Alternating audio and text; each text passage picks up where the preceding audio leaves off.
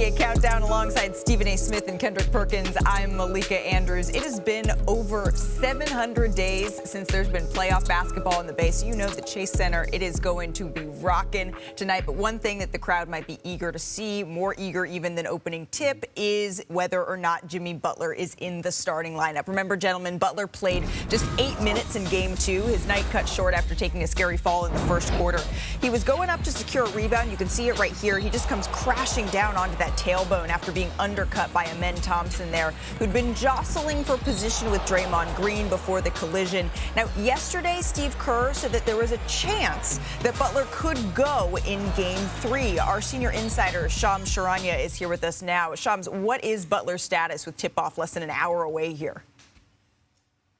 Malika, Jimmy Butler is out tonight in Game 3 against the Houston Rockets. He has a deep contusion in his largest glute muscle, and that's also been associated with significant swelling. So as soon as the Warriors saw him enter today and evaluated him, they immediately ruled him out. He basically, Malika, has no mobility, and it's not just about playing through pain or taking pain-killing shots.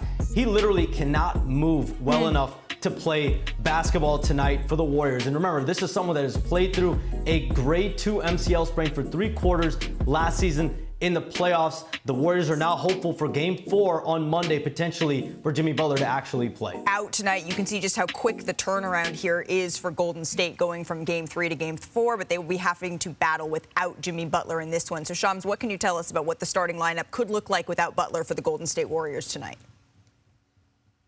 Jonathan Kuminga will go from not playing to starting in place of Jimmy Butler, and that will also be along with Draymond Green and rookie center Quentin Post in the starting lineup to go with Brandon Podziemski and Stephen Curry in the backcourt. But this is a massive moment for Jonathan Kuminga. He averaged 21 points per game over a 14-game stretch early in the year, but he's gone from 0 to 100, not playing for 2 weeks, to essentially being thrust in this role to start in place of Jimmy Butler, a big moment in his career. Jonathan Kuminga starting in his first game for the Golden State Warriors since December 15th. Shams, thank you so very much. Stephen A., I turn to you. No Jimmy Butler in this one. What is your reaction? Well, I actually love it, because I know that eventually, before this series is over, Jimmy Butler's going to be back in that lineup. The question is, what's Jonathan Kuminga going to do with this opportunity, Mr. Approaching restricted free agency? What are you going to do with this opportunity? Do you know that the Golden State Warriors played 2 games against the Rockets this year without the services of Steph Curry?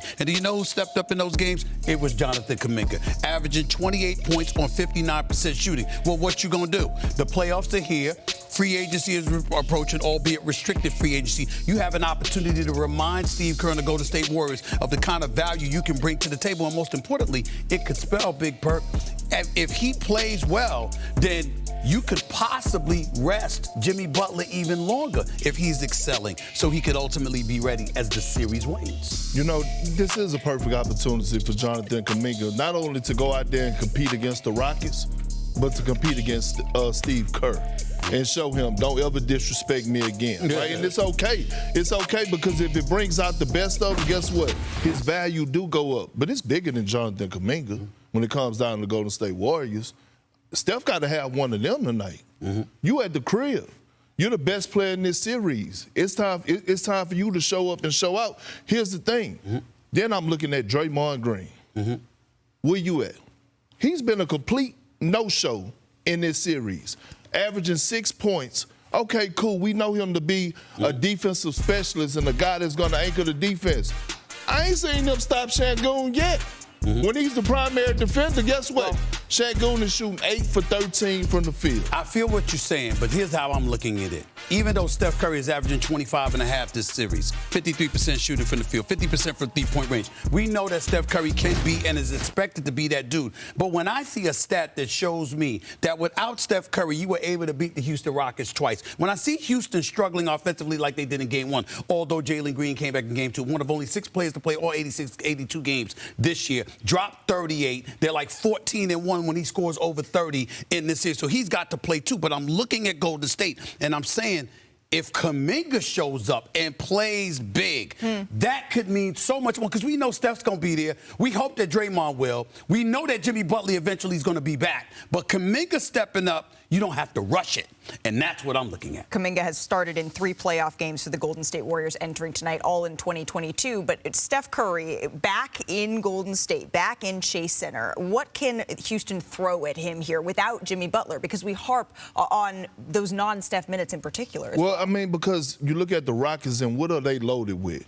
Defensive wings, the most important position in the NBA. If you look at all the teams that having success, they have the wings, right? And they get physical with Steph Curry, starting with Dylan Brooks to Amen Thompson to Tari Eason. They have multiple bodies that they could throw at them. They touching them up. They're not giving them free lanes to move and run. They stand connected to them. And look, it's going to be hard. Others are going to have to make shots. Look, they even tried the high pick and roll right here. And even then, look, stand connected. At this point, you're being guarded by Şengün and Jalen Green. And look, great switch out right there. Great close out by Fred VanVleet.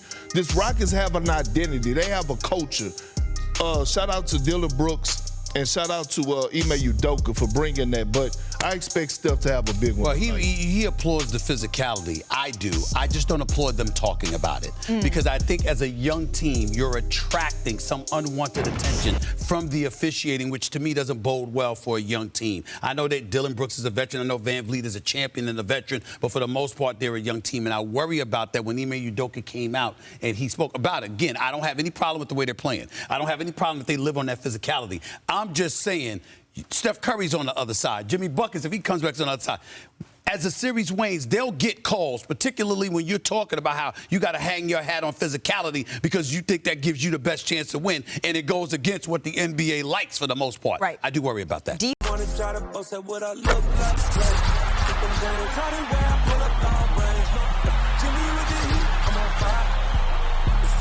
NBA